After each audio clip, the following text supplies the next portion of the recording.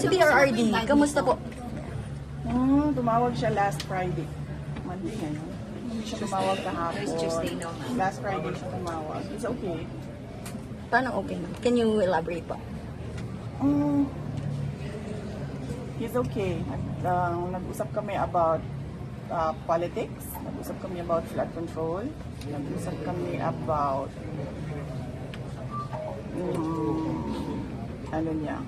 love life niya.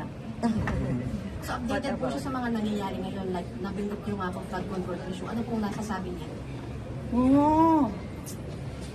Kasi bawal ako mag-discuss ng kung anong pinag-uusapan doon sa loob eh. So hindi ko masabi kung ano sinasabi niya. Next question. Any more?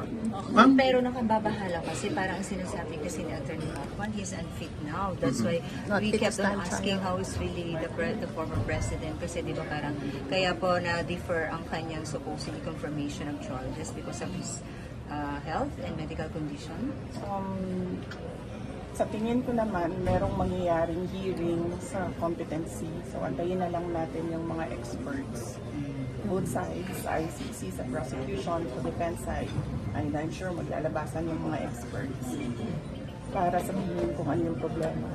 Okay. But kayo po, ma'am, personally, do you think po, Arian. He is well. he is well, ma'am? He is fit to stand trial? Ay, naku, hindi ako expert sa kung ano dapat ang kapasidad ng isang witness or ng isang accused. Pero ma'am, sa conversation niyo, sharp pa rin po bang mag-sinabagan po sa pag-isip mo si former president? Sige, antayin na lang siguro natin no, yung hearing sa competency kung meron man.